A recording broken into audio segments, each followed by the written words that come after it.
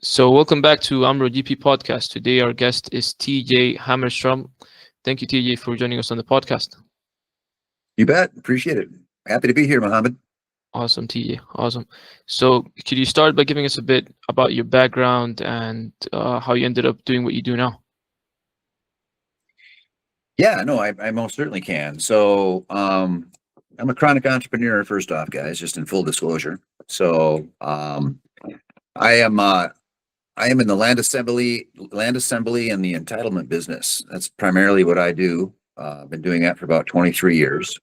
And in doing so, about 8 years ago, a couple of colleagues came to me and said, "What are we going to do about housing prices? They're too damn high. It's just really not going to be attainable. We don't see anything coming down as far as price points." Inner city infill, large scale infill projects is primarily our bread and butter as far as work goes. These two individuals, one was a guru in the supply chain on a global scale. The other's a guru in manufacturing at a national scale. And, I kind of just looked at him and said, we got to figure this out together. I mean, the housing costs are so high. I think with your guys' skill sets, we could probably put together a game plan that makes sense. Manufacturing seems to be the way to go. I mean, everything is manufactured, and that's the only way we can bring it to market at any kind of a cost, any kind of cost value opportunity for the consumer. Why can't we do that with housing? So we started looking into modular housing. Long story short, here we are. Fast forward 8 years later. We're 8 years into a 10-year startup. So I know your group is a startup. Yeah. We're 8 years and running, and happy to do so. What we've discovered is modular manufacturing is the only way to go. We can cut our costs down by as much as 20%. We can increase the production of certificate of occupancies by as much as 50%. And so 8 years ago, we started totally taking our business model and moving it into the modular world. Right now, we use affiliate companies to build these houses. We do ADUs, houses, duplex, fourplexes. And what we found over the journey is that there's no real production capacity. These stick frame builders in the modular world, stick to their builder dealer networks, and that just doesn't work for us. I gave 9 factories within a 400-mile radius a work order for an 84-unit apartment building. And literally, they about crapped their pants. They said, "No way, we can't do that. It'll totally jack our entire production line up. We wouldn't be able to serve it. It'd spend 8 months in our factory trying to get this built." Well, that right there gave us the signal that this isn't going to work unless we retool how we're going to approach housing at scale. And that involves us building plants. There's just not enough manufacturing capacity in the US to even remotely make a dent in creating attainable housing. So we're on the path right now of putting a 230,000 square foot facility together up in Hankinson, North Dakota, and doing the same over in Calium County in Washington State. So we put together a finance package. They're about, call it $45 to $50 million per copy for these plants. And we are just now working through the final stages of all of our term sheets for plant number 1, which would be in Hankinson, North Dakota, and plant number 2 out in Washington State is fast on its heels, so that we can actually make a difference. Again, it took us 8 years to get to this point. Yeah. But we are firmly slotted in that program, and we're not doing anything that we can't expand on. So the plants themselves produce product out of light gauge steel that allows us to bring design concepts to the market that just aren't possible with wood. So we can go 14 stories, build just about anything you can think of: hospitals, hospitality, Wow. Senior housing, and of course apartments and single family homes. The unique situation with where we're at, we've done enough global research, been around the world a few times, looked at all the supply chain options, Asia, China. I mean, China has the production and the manufacturing bravado that America will never, ever, ever have. It is not possible. We don't have enough human beings in America. Yeah, So, there's a billion humans in China anyway, so they have a lot of those. I mean, their scale and their capacity and their ability to bring product to the market is unmatched. And so, our supply chain, commanding the supply chain for both these factories and others. We're looking at doing obviously a series of them. We can drop these price points to the market like nobody's ever seen before. First of all, I want to commend you on the 8-year journey, because only serial entrepreneurs like yourself would do 8 years in something like this. And honestly, I wish you the best. And I actually want to ask you a follow-up question, since you said it's difficult to compete with countries like China. You think the tariffs that Donald Trump introduced earlier this year, is that an advantage point for your company? So let's just, economically think about this. So you walk in, first off, we don't make the products here. Okay. So if we don't make the products here, and we don't have the capacity to ever make the products here at scale, why are we tariffing everything? It doesn't. So if we tariff it, it doesn't matter. All your suppliers for all your HVAC equipment, electrical, plumbing, it's all coming from China anyway. We don't make enough HVAC units here in the States to be able to feed the economy. We don't make enough plumbing parts here in the United States to feed the economy. So we have to shop offshore.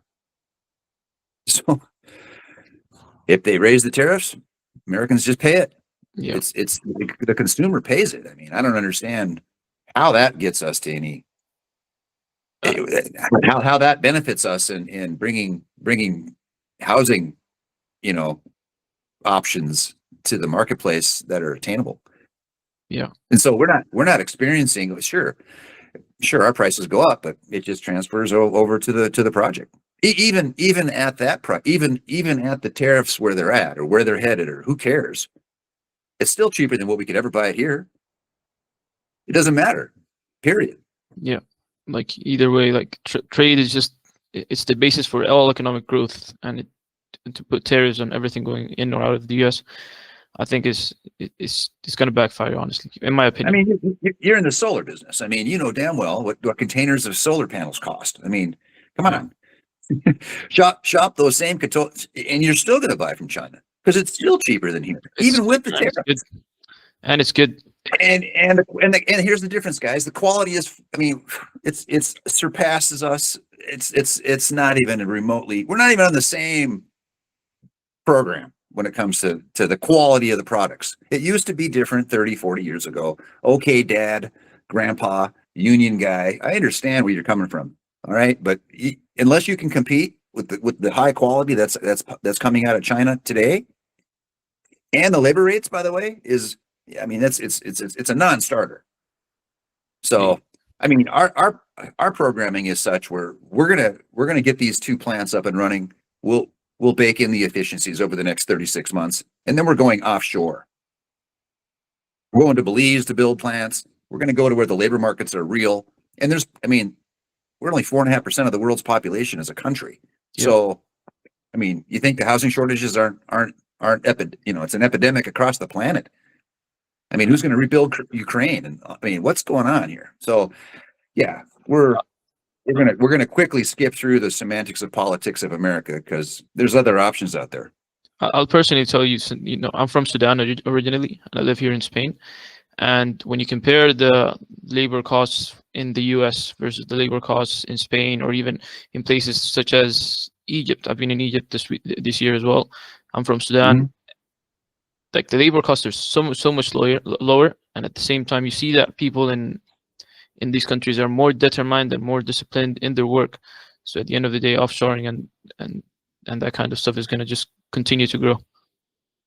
Yeah, and the educational mindset of the typical U.S. citizen, I don't got any patience for it anymore. I apologize to all my community members, but Yeah. you guys don't read.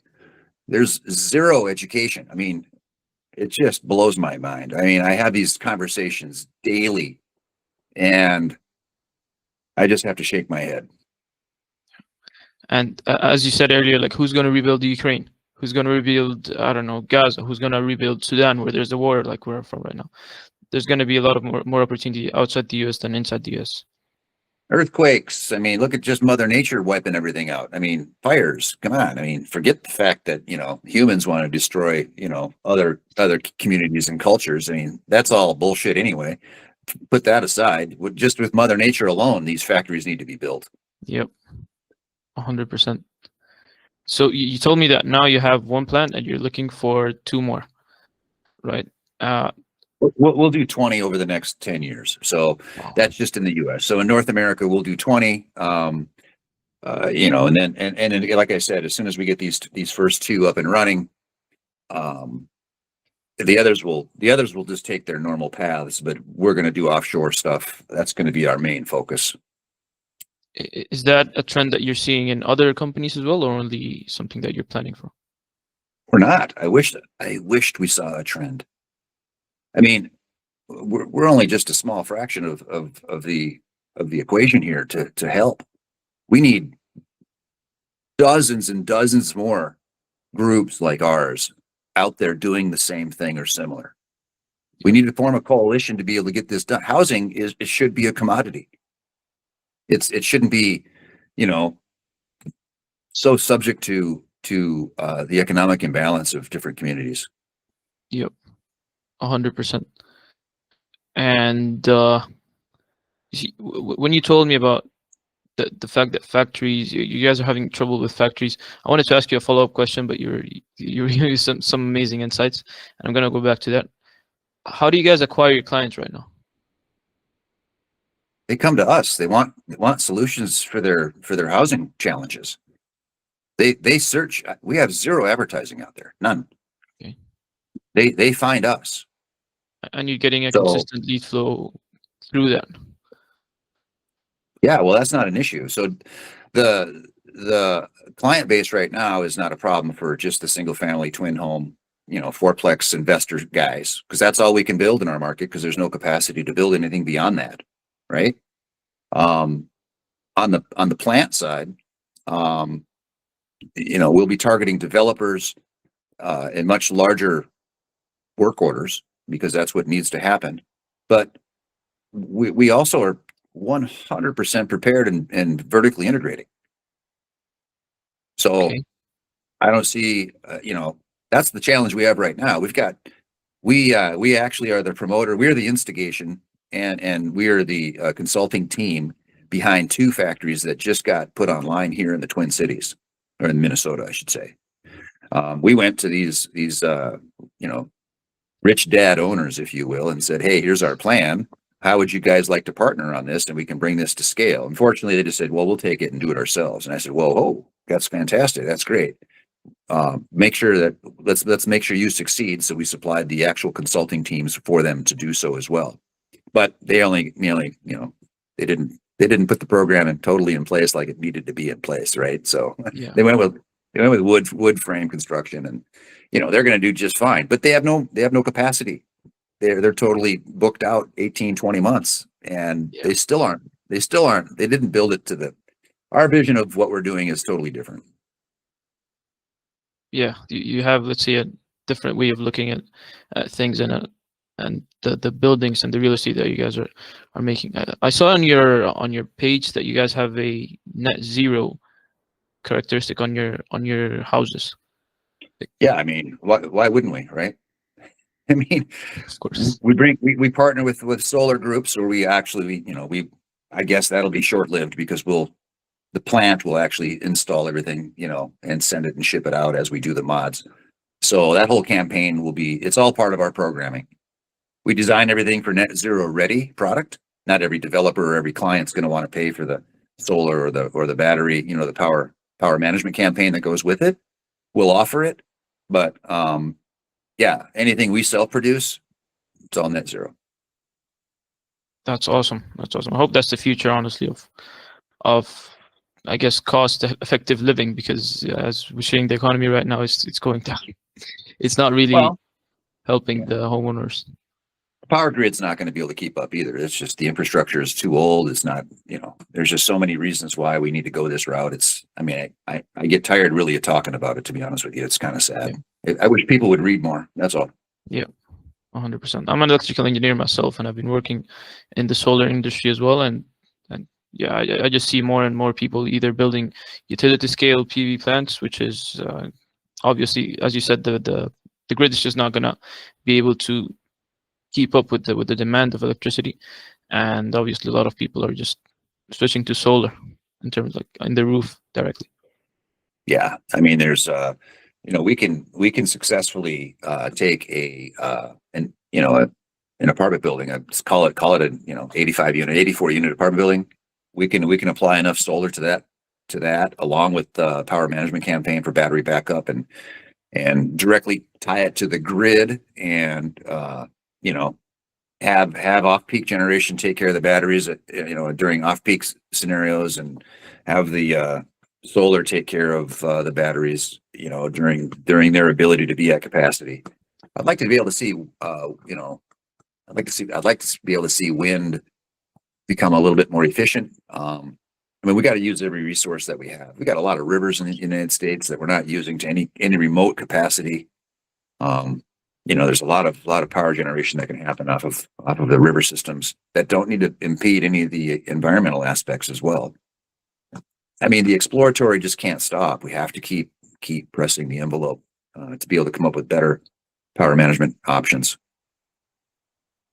100%.